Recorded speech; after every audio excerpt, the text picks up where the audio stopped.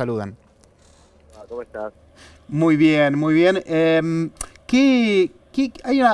Va a salir en unas horas más la revista Noticias con una pregunta en la tapa que dice ¿y ahora qué? Y yo la traslado. Facundo Nehansing, ¿y ahora qué con el gobierno de Milei?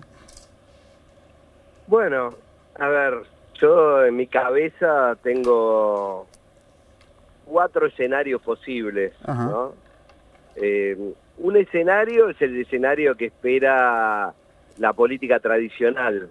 La política tradicional, la forma de concebir el accionar de un presidente de manera más clásica, lo que seguramente reclama una parte importante de la sociedad, que es que el presidente, en función de la relación de fuerzas que tiene en el Congreso, revea de alguna manera sus propuestas de máxima que envió a través de la ley ómnibus y del propio decreto de necesidad de urgencia, y se plantee, por lo menos en ese plano, objetivos menos ambiciosos y que puedan, a través de la construcción de ciertos consensos, por lo menos con aquellos bloques que lo quieren apoyar, la posibilidad de un programa de gobierno que, si bien en lo fiscal puede ser muy ambicioso, porque ese sí es un atributo exclusivamente presidencial, Ujú. en el resto de los aspectos, bueno, tiene que negociar necesariamente con bloques legislativos que no le responden efectivamente. Recordemos que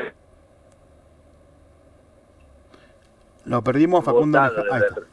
Sí, sí, se había desde el cortado por un segundo regreso. la comunicación. Sí, Está lloviendo mucho y sí. eso Sí, afecta. esa Pero te sería la decía, respuesta más esa racional, es la la primera. respuesta racional. Claro. La otra respuesta, que quizás la insinúan hoy algunos de sus colaboradores, que va más allá de la pirotecnia verbal, el Twitter, las caricaturas, los memes y Sí. demás, es que el presidente decida prescindir del Congreso al momento de gobernar, pero sin entrar en un conflicto permanente con el Poder Legislativo. Es decir, bueno, estas son las herramientas que tengo, el programa económico de todas maneras va a funcionar, y con ese funcionamiento y con los instrumentos que le da a la figura presidencial la Constitución argentina, los recursos de poder aún limitados con los que cuenta, puede llevar adelante un programa de gobierno que desde ahí le permita fortalecer su legitimidad política y negociar con el Congreso desde un grado de mayor legitimidad.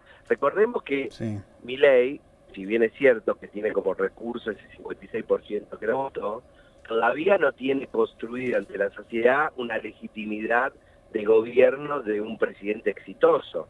Claro. Entonces, digamos, el Congreso también lo mira como se mira a alguien que recién está dando los primeros pasos y que tiene que demostrar en la cancha si merece todos sus apoyos, aun cuando algunas cosas pudieran no gustarles.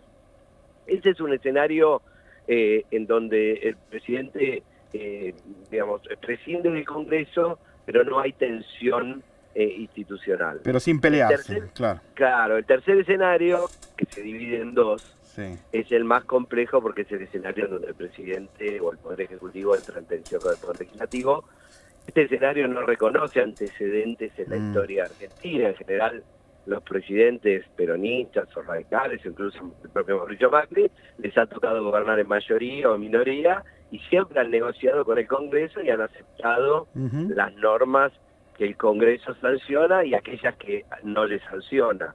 Bueno, este sería una situación diferente en donde el presidente, a través de distintos recursos con los que cuenta, intentaría tensionar al Congreso para que el Congreso vote las leyes y normas que el presidente quisiera. Por ejemplo, pasaríamos de la pirotecnia verbal del Twitter a una consulta popular para preguntarle a la población si está de acuerdo con votar, con que el Congreso Claro. vote determinadas cosas, aun cuando eso sea no vinculante, no importa, Sí. pero le sumaría mucha tensión Sí. Como al elemento de sistema. presión política, claro. Claro, como elemento de presión política, y hablaría de una especie de choque de poderes. Sí. En un extremo más radicalizado, esto podría significar, digamos, un quiebre del orden institucional en el sentido de un presidente que pretendiera cerrar el Congreso al estilo Fujimori en la Sí. década del 90. Pero yo no veo eso, Mm. por lo menos no se ve en lo inmediato. Ahora,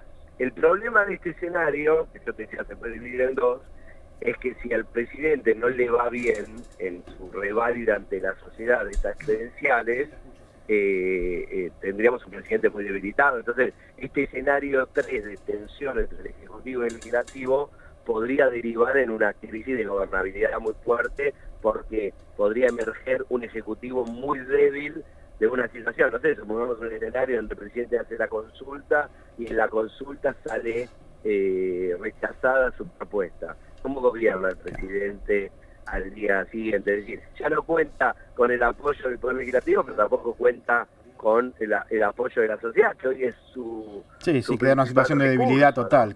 Claro. Entonces, esos son los escenarios que yo veo hoy como posibles. Uno que va a preguntar, ¿cuál ves como más probable? Exactamente, bueno, eso me va a preguntar. La navegación entre el escenario 2 y el 3, ¿no? Ajá. Es decir, la navegación entre el escenario donde el presidente prescinde del Congreso y trata de enviar lo mínimo posible, y quizás algunos chispazos de tensión institucional, pero sin que llegue el agua al río. Facundo, estamos hablando con Facundo Nehamsting. Aquí mi compañero Claudio Mardones tiene una pregunta también. ¿Qué tal, Facundo? Buen día. ¿Cómo juega en estos escenarios que estás construyendo esta novedad que gira en torno a la decisión del presidente Javier Milei de anular el fondo compensador para el transporte público automotor en el interior de nuestro país? Que esto tiene un impacto directo en localidades que fueron determinantes para la victoria de Milei. Me refiero a Santa Fe, en el caso específico Rosario, una de las principales cabeceras electorales de esa provincia, cuyos habitantes pasarían a pagar un boleto de 1.000 pesos. Córdoba capital, que también está en una situación similar y también pegaría un salto, y era un eje de las discusiones de Schiaretti para reclamar que en el AMBA se pagara más. Y en el caso de Mendoza pasaría exactamente lo mismo a partir de esta decisión, y bueno, y ahí Milei ganó por arriba del 60% de los votos. Muchos se preguntan y dicen, bueno, pero esto, ¿cómo se traduce? ¿Cómo va a ser el impacto, especialmente en ese electorado del interior del país, que precisamente ahora queda totalmente afectado por una medida de este tipo? Bueno, a ver, obviamente, en primer lugar, nosotros en el análisis circunscribimos mucho a la relación entre el Poder Ejecutivo y el Legislativo, pero todos sabemos en la Argentina que el Poder Legislativo es la representación al mismo tiempo de los gobernadores de las provincias, ¿no? Los gobernadores son los que finalmente definen a los senadores en sus listas. Los gobernadores tienen en muchas oportunidades mucha influencia sobre quién van en las listas de diputados o quienes conforman la lista de diputados. Entonces, Milei entiende que ese conflicto es un conflicto que está articulado por los gobernadores, y es la tensión por los recursos, una tensión que es histórica e inherente a la historia argentina, ¿no? A la constitución del país federal, a los pactos preexistentes. Bueno, no vamos a poner acá en historiadores. Pero ahora, Milei tiene un plan de gobierno que él, digamos, en ese sentido es casi que un creyente, ¿no? Entonces es un convencido de que ese plan de gobierno tiene su principal ancla en el tema fiscal. Bueno, va a hacer todo lo posible para llevar adelante ese esquema, y tratará de disputar ante la sociedad quién es el responsable de determinadas situaciones y soluciones, si es él o lo que él ha denominado, englobado como casta política, en la cual a esta altura de los acontecimientos entran todos los dirigentes políticos menos él.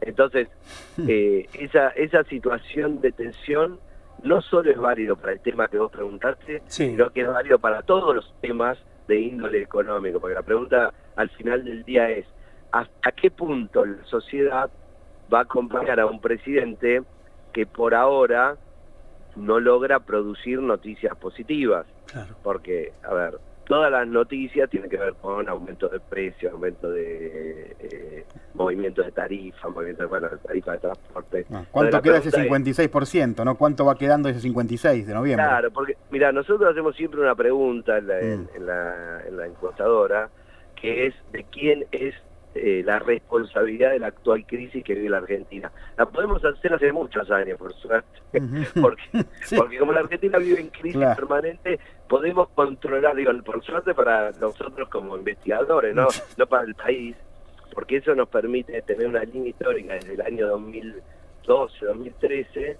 respecto de hasta qué momento dura la credibilidad de un gobierno.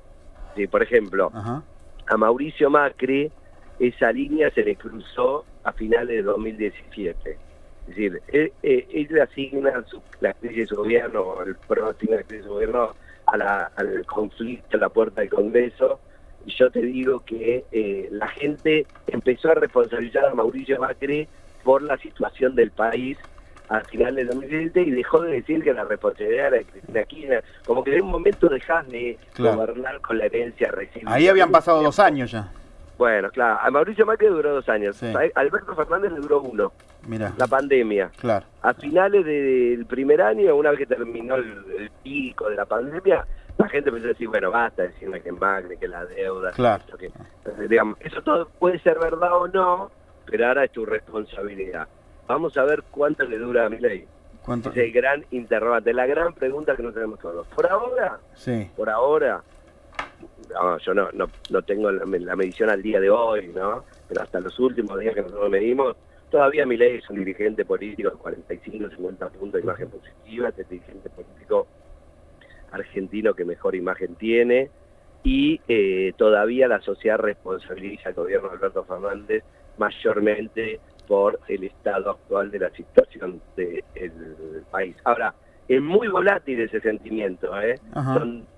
Es un momento en el cual la sociedad se produce un detonante que dice, bueno, basta, ahora hacete cargo. Creo que a Mauricio Macri fue las elecciones de 2017, cuando la gente le confirmó el triunfo, porque bueno, ahora sos vos ahora, sí. Alberto fue el final de la pandemia, el primer año de la pandemia, donde la gente dijo, bueno, basta, echar la culpa a lo que pasó, vamos para adelante y es tu responsabilidad. Vamos a ver cuánto le dura a Javier Milei. Sí, lo decíamos al comienzo del programa. Mañana recién se cumplen 2 meses. Parece que hubiera pasado, pasaron tantas cosas, pero apenas son 60 días, ¿no? Del gobierno. Eso es lo que digo yo. Te puede gustar o no gustar. Hay gente que le gusta, hay gente que no le gusta. Eso está claro. Quién es cada uno y qué piensa cada uno. Pero la realidad es que es un gobierno que todavía no empezó.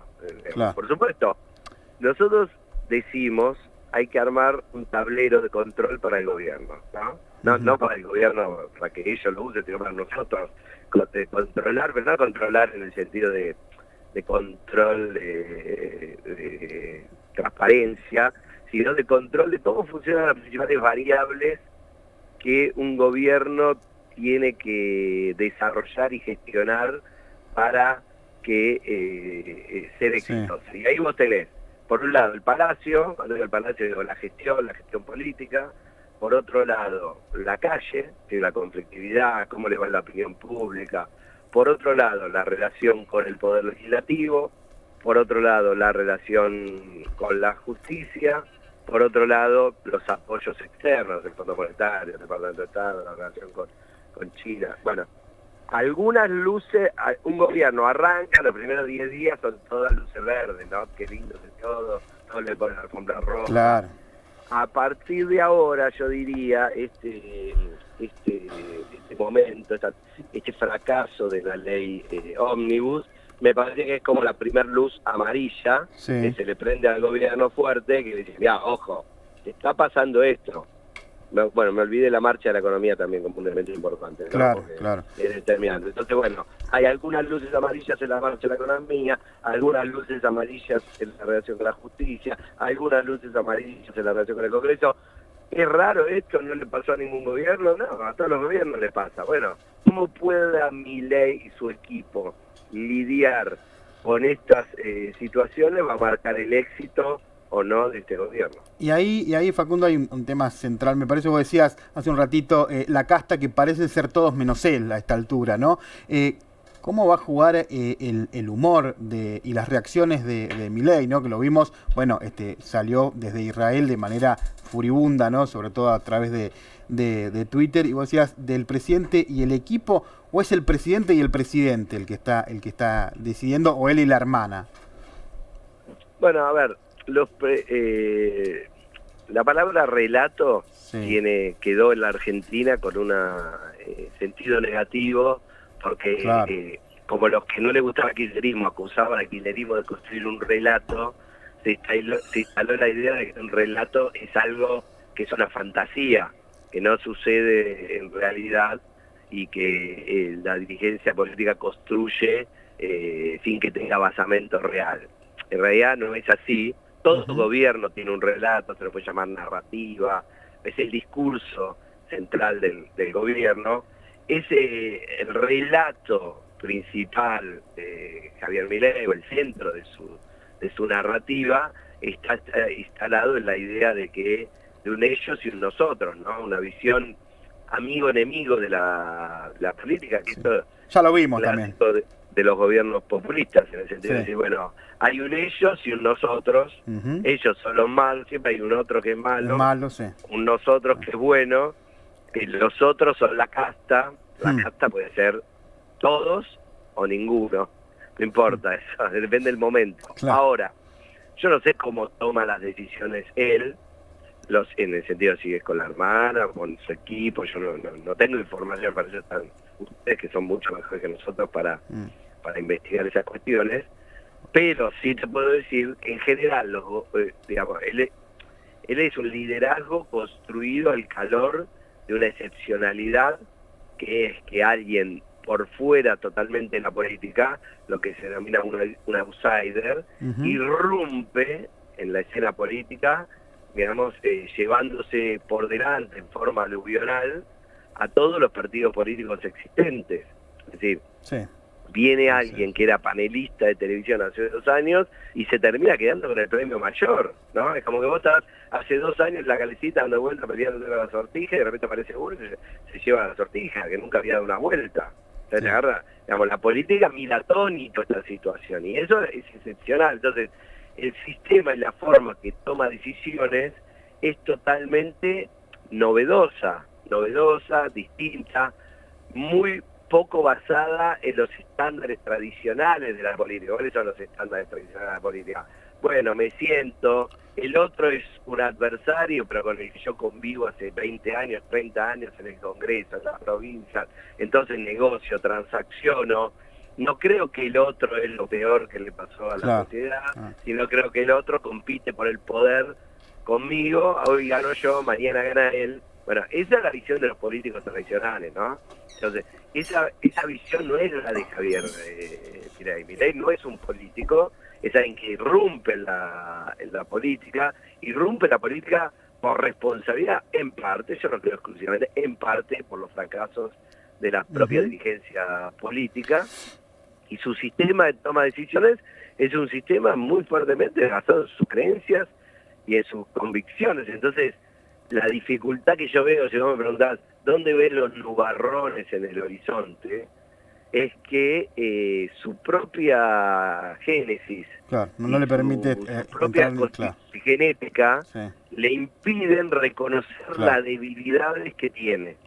Es decir, cualquier político tradicional en esta situación se sentaría y diría, sí, la verdad que así no pasamos una ley. Bueno, juntémonos con Pichetto, con Massot, con los gobernadores, veamos cómo armamos una... Y Milei los escracha en Twitter, ¿no? Queda una rosca, como diría Monzó, y vemos qué podemos sacar de todo esto. Bueno, es difícil esperar, lo más lógico sería esperar en un dirigente como Milei, o de un presidente como Milei, una situación de choque de trenes, ¿no? O de, también usamos mucho los politólogos, de juego de la gallina, ¿no? Donde se ve, a ver, él hace el papel del loco, ¿no? Donde él hace el papel de tipo que está dispuesto a todo y a duplicar siempre las apuestas. Entonces, el Congreso no le saca la ley, él quita el subsidio.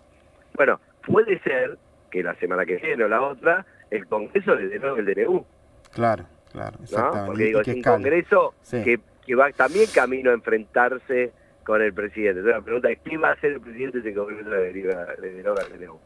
La vamos a seguir, Facundo Nehamkin, porque es siempre interesante, por supuesto, escucharlo. Aquí, bueno, ya me están pidiendo de corteo porque me van a matar, pero te agradecemos mucho, Facundo, por estos minutos.